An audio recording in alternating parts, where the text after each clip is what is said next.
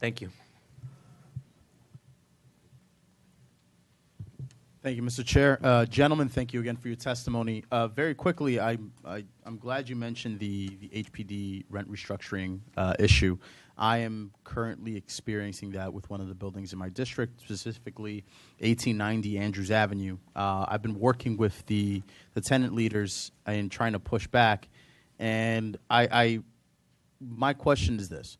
So HPD promised Section 8 vouchers to the tenants who agreed to these regulatory changes, and there was a percentage of tenants that didn't qualify for these Section 8 vouchers, but they were promised that it wouldn't be such a hit to their wallets if they go from a rent from about $750, and I believe the average change is about $1,200, but they were going to phase it in over 4 years. So my question is, how can we force HPD to guarantee sustainability? Is it through regulatory demands? Can they do some administrative changes? Or do we have to do it on the state level or on the municipal level to mandate this through legislation and through law? Well, I think if you're talking about HDFC co-ops, I think the private housing finance law can be amended to strengthen the affordability requirements and what that exactly would look like for the supervising agency. Thank you. Just one quick question for me. You started out by talking about the lack of staffing at HPD, which was something I was actually trying to get to with our first testifier, the deputy commissioner. And you folks are on the ground each and every day dealing with this issue. How much money would it cost for them to staff up, if you can give it an estimate right now? It's really hard for me to give an estimate. What I can tell you is that my understanding is that HPD has, I think, 2 people staffing, I believe, the Division of Alternative Management Programs, so or the HDFCs that we're talking about here today. Mm-hmm. And so I can't say. What I can say is that if we're asking HPD to provide the oversight that our office believes they're obligated to under the private housing finance law, they're obviously going to need more staff, and they're going to need more resources. They're going to need more funding, and they're going to need more than 2 people. It sounds like if there's an investment made now, it would stop all of the spending of the money in terms of buildings going through the problems that they're going through. HPD has done some things, just the new regulatory agreement that HPD began using in 2003. Again, it's a great first step. I understand. But with respect to oversight, I think there has to be a greater commitment and understanding of oversight as sort of the obligation of the supervising agency, and then also staff to provide that oversight. Thank you. Can I just add that when we're talking about oversight, it's not just about HPD stepping in and punishing boards or HDFCs, but also coming in to provide the support that they need. And oftentimes, they only come in when it's time to put down the hammer. Pow. So. Thank you. Thank you much. Thank you. Thank you. Next, we have Gregory Badgett, NYC HDFC.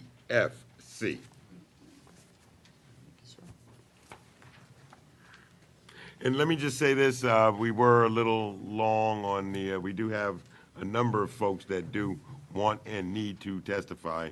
We're a little bit long, so if we could, well, I wasn't, don't take it personally, Mr. Badgett. I'm just admonishing the rest of the. For me to stick to my script. Yeah, okay. So, good evening, good evening. Wright, good evening. And members of the Assembly Standing Committee on Housing and Assemblyman Wright staff. I'm Gregory Baggett, Director of the New York Council for Housing Development Fund Companies. Just a bit about the organization. I founded this organization with the sole purpose to empower shareholders and tenants in HDFC, cooperative, and rental properties. And we support every effort to reform HDFC cooperatives, and we hope that those reforms will be designed in a manner that will disperse power more broadly within these organizations. This afternoon, I will speak briefly about 3 questions that your office and many in the audience are all too familiar with. 1, what challenges do renters in HDFC cooperatives face? 2, does the cooperative model that once empowered shareholders now threaten low-income resident shareholders in these newly organized mixed-income HDFC cooperatives? And 3, can the state legislature create the kinds of legal structures that would allow shareholders and tenants in HDFC cooperatives to be better advocates for themselves as well as for the corporation? And lastly, I will share with the audience our beef with AMI and why we believe using AMI in HDFC cooperatives actually violates prohibitions in the Fair Housing Act. I actually have a legislative mandate to let you guys know that's happening. So with regard to the renters, let me first just talk about what renters face in HDFCs. And this is not a new story, and yet is one of the most compelling problems in HDFC reform. With the exception of the warranty of habitability, tenants in HDFC cooperatives are not protected by the state's rent laws. And without those protections, renters in HDFCs live under the constant threat of having their rents arbitrarily increased in order to subsidize the operating expenses of the HDFC corporation, where shareholders often contribute 2 to 5 times less in maintenance fees than the renters contribute in rent. Those kinds of what I call victim become killer practices should be illegal, especially in a corporation that is clearly designed to be either a public service corporation or social purpose corporations. There are many HDFCs that actually have more renters in the corporation than shareholders. Take, for example, 204 West 121st Street HDFC. Our HDFC hotline receives calls at least once a week from renters in that HDFC who report abuses to us on an ongoing and consistent basis. Field trips to that HDFC has revealed that there may be as few as 3 shareholders in the HDFC. That is 3 people whose living expenses are being subsidized by the over 25 renters in the 30-unit HDFC. Now, some situations in HDFCs are so bad that the Attorney General's office has stepped in to stop the abuse, but the AG's office does not have the labor power or funding to go after every HDFC board abusing its renters. And for that reason, it is important for the state legislature to create some type of legal structure, some type of legal reform that will protect renters in HDFC cooperatives. I am not advocating that HDFCs issue rent control or rent stabilized leases, but we do believe that the current affordable housing standards on income and rent are sufficient to allow HDFCs to attract the kind of renters, that is, those people who would bring much needed cash infusion into these corporations, without those renters ultimately being subjected to abuse. And additionally, we see no reason why HDFC boards cannot be required to follow the rent increase maximums established by the city's Rent Guidelines Board. At present, HDFC boards have no limit on the amount of rent they can charge and no limit on the timing and the amount of rent increases. A person living in an HDFC on a month-to-month basis can literally have their rents increased every month if the board chooses to do so, or be required to pay increases as much as 50 to 100% of their current rent. One of the questions we've asked the experts is, why are there renters in HDFCs anyway? We understand that some offering plans allow non-purchasing tenants to remain in HDFCs, but beyond those renters, In these cooperatives, it seems to me that market rate tenants in HDFCs seem to contradict the legislative intent of Article 11. One last thing about renters. Renters in HDFCs also undermine the ability of the shareholders to advocate for themselves against boards who behave badly. One of the tactics for maintaining the status quo amongst HDFC boards is to rent vacant units and instead of selling those units. By choosing to rent vacancies, HDFC boards are making a calculated decision to bring residents into the corporation that cannot challenge its authority, that is, tenants who are powerless to respond to HDFC boards. The second issue I wanted to explore was whether or not the cooperative model is still as effective as it once was when it was implemented back in the 70s, particularly with regard to HDFCs. And my research is telling me that it is not effective. In fact, to some extent, the cooperative model is you can pick either poppycock or hogwash, but it's one of the two items. And I wanted to sort What's of the difference? no, there was another option. I had another option. That's the extreme option. I see. Yeah, so I wanted to choose Just one other asking. option. I'm just asking. So, just philosophically, it is often taken for granted, at least where economic objectives are concerned, and those of you who might know the literature know where I'm about to go, that groups of individuals with common interests usually attempt to further those common interests. To some extent, that is the gist of the cooperative model. But what we have learned from empirical experience is that unless the number of individuals in a group is quite small, or unless there is a coercive structure or some type of special incentive to make individuals act in their common interests, rational, self-interest individuals will not, I repeat, will not act to achieve their common or group interests. And I have some literature in the statement that the committee can look at. So from the vantage point of experience alone, I think the cooperative model has proven to be largely ineffective, especially amongst diverse, heterogeneous groups. What we're seeing in these new mixed-income HDFC models is very disturbing. Low-income shareholders cannot effectively compete with higher-income shareholders that are now increasingly purchasing HDFC co-ops. It seems irrational that a shareholder who earns $30,000 would be expected to compete with their neighbor who owns $130,000. Likewise, in these mixed-income HDFCs, long-term shareholders are not able to keep up with maintenance increases desired by new arrivals to HDFCs who have a much larger surplus income to spend on maintenance because they are now paying much less for their housing expense than they were where they were previously living. So at one HDFC in Central Harlem, long-term shareholders have actually opted out of having access to new amenities in their buildings, such as a roof garden, a bike rack, storage room, and a gym to avoid increases in their maintenance fees.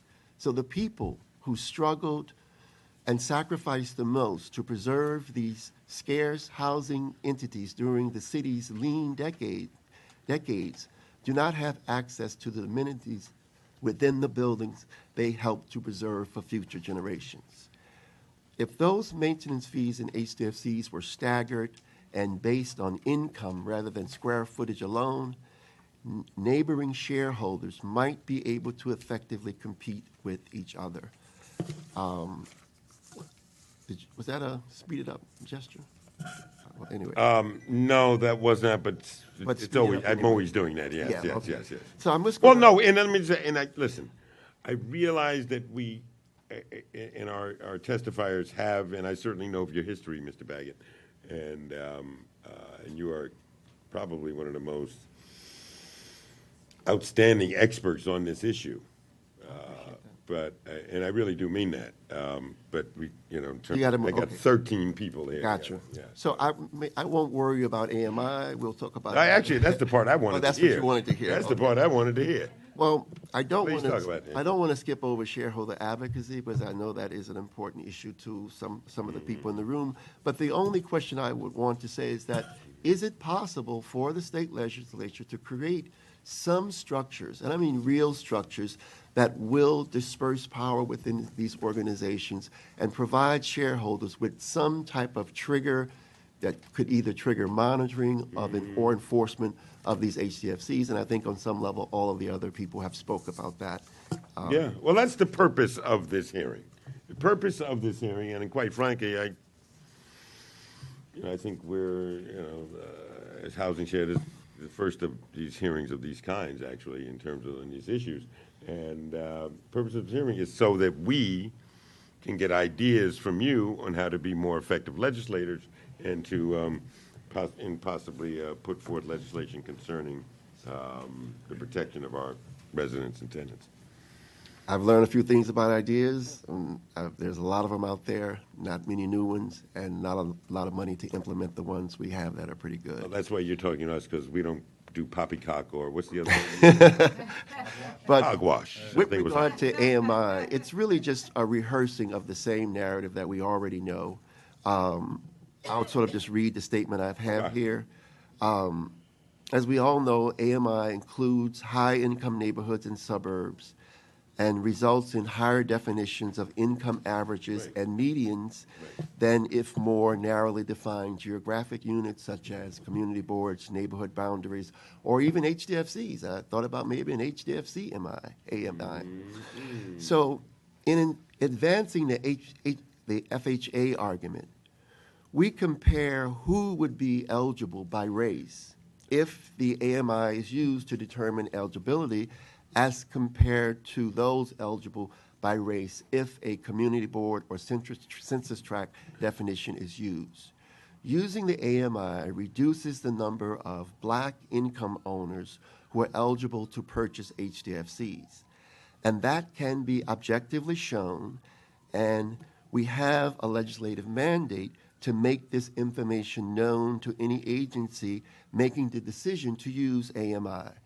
AMI violates the FHA's disparate impact rule, and our thesis holds true whatever percentage you use. Now, granted, we could simply fix the eligibility levels arbitrarily lower, but we would want to create a structure that deals with actual representation of the differences among different communities. Some rational basis for an eligibility level to be used. There's no magical thinking here. Whatever geographic area is used, it must simply be one that more accurately reflects the existing distribution of protected classes within a target area. I think the newer element that we are bringing to this discussion is the FHA. And in our testimony, we supplied the name of Norman Siegel, an attorney that is basically formulating a lawsuit for AMI, and Phil DiPiola, who's basically crunching the numbers. And hopefully elected officials will contact these people to get more information about HDFCs. So I'll conclude with that. Thank you, Mr. Baggett. Questions from? No, you're good? Thank you so much, Mr. Baggett. Thank you so very much. Next we have April Tyler, who is chair of the Land Use Committee at Community Board Number 9. Ms. Tyler, thank you so much.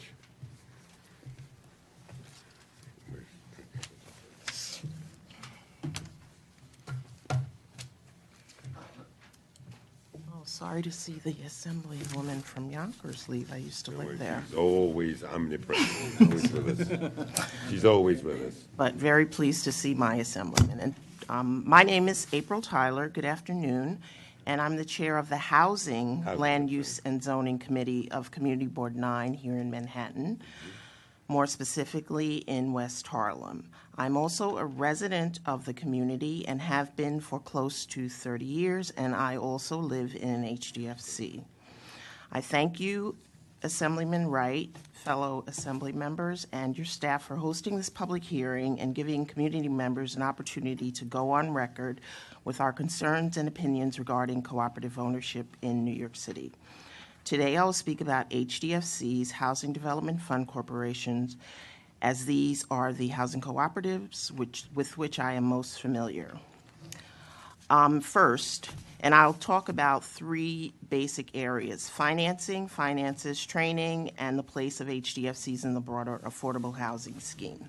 First, with regard to finances and financing, it must be stated that many of the buildings that are currently HDFCs were in the tenant interim lease or TIL program, where they only got minimal system-wide repairs and minimal apartment-by-apartment renovations prior to sale. The overwhelming majority of the buildings that entered the TIL program did so because of landlord abandonment and subsequent city ownership.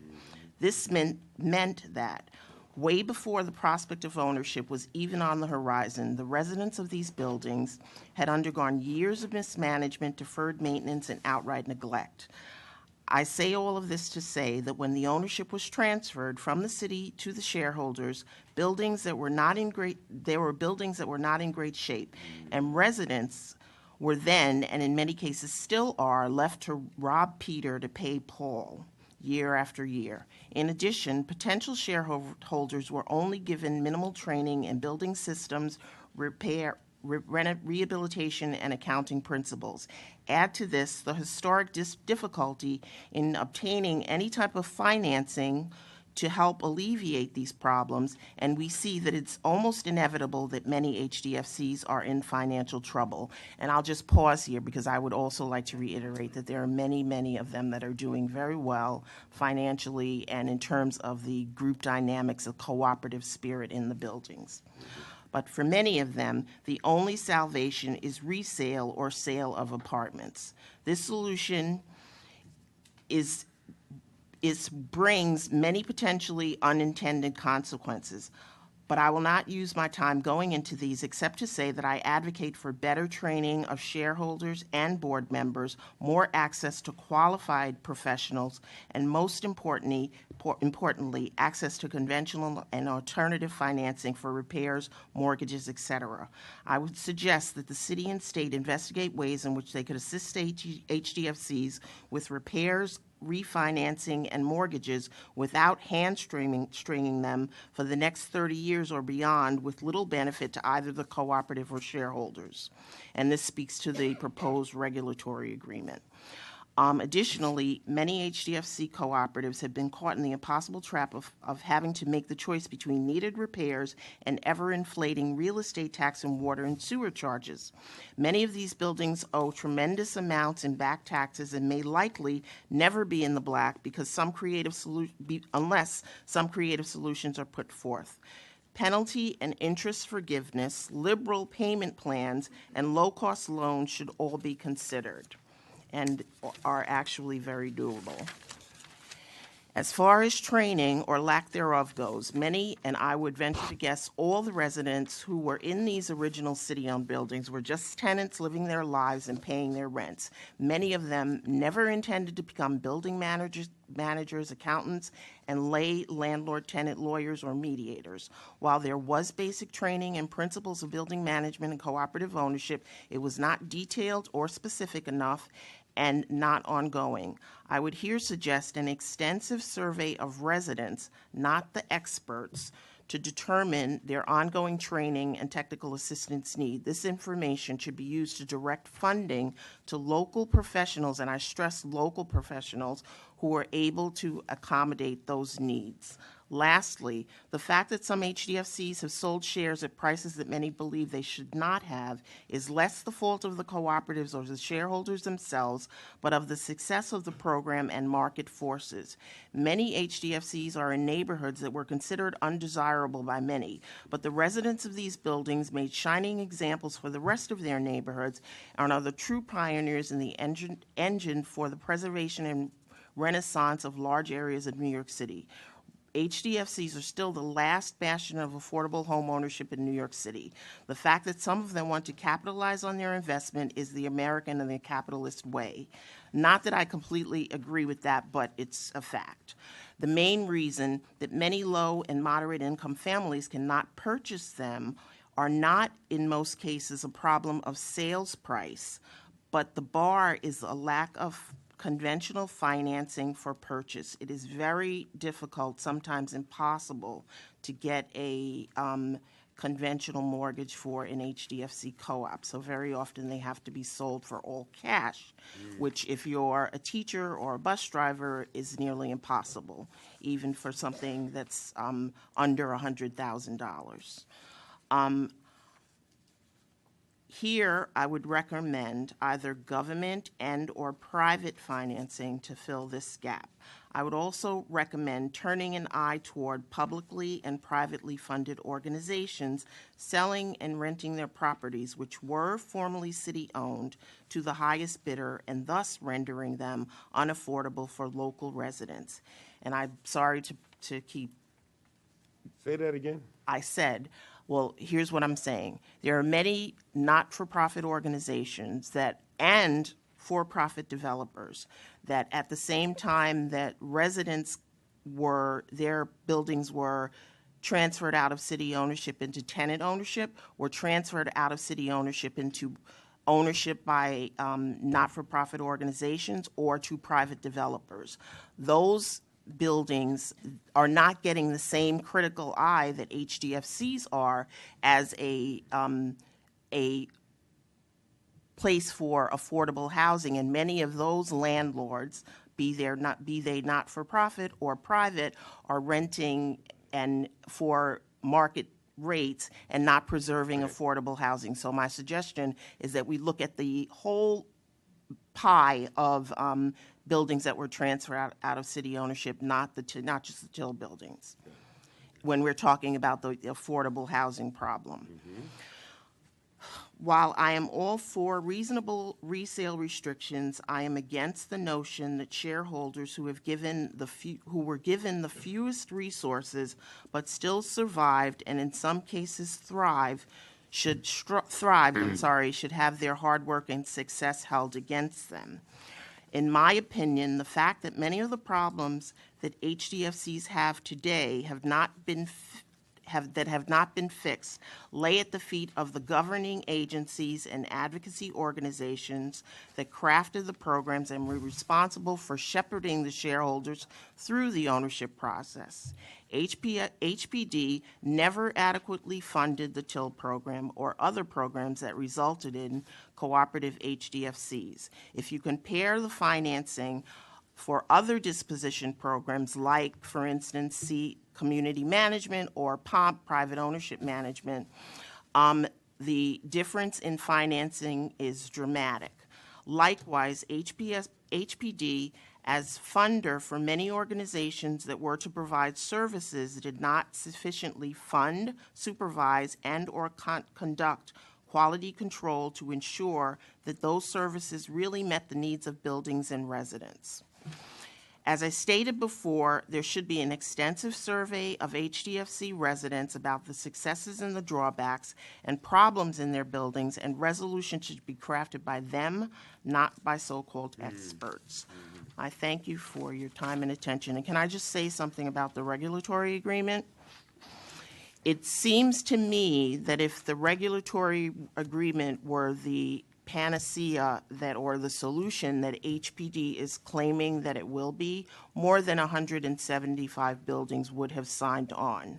It's voluntary, and I think it should remain voluntary because many of the buildings see through the fact that HPD had never properly regulated them with the powers that they had, and they see this as an attempt to take over more ownership of their building than so I think that, let me just say it this way, I think the buildings rightfully are not signing on to these agreements because they look at the past when they brought problems to HPD, Right. asked for help, assistance in resolving those problems, and HPD would say to them, and in my building is a case in point, you're on your own. We have nothing to do with you anymore. You handle it yourself.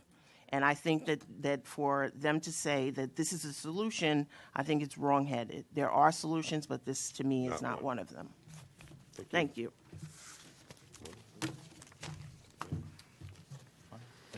Thank you, Ms. Tyler. Just one quick question before you go.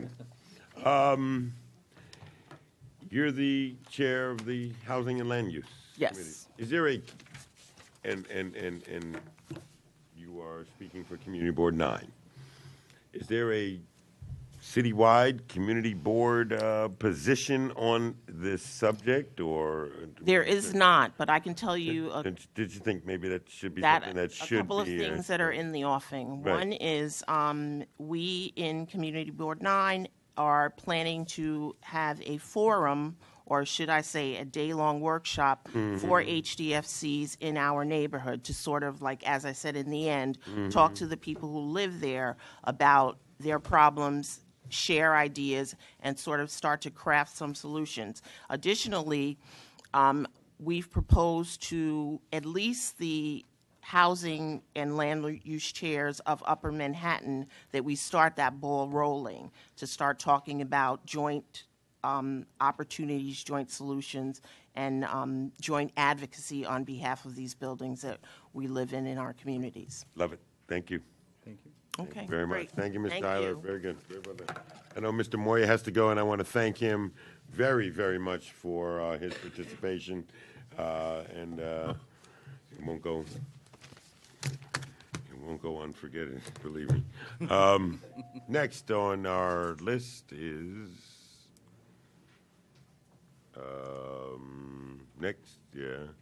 number 8. She's here. Let me go to number 8. We have Tyrita Foster, partner, Forster, Lynch, Thomas.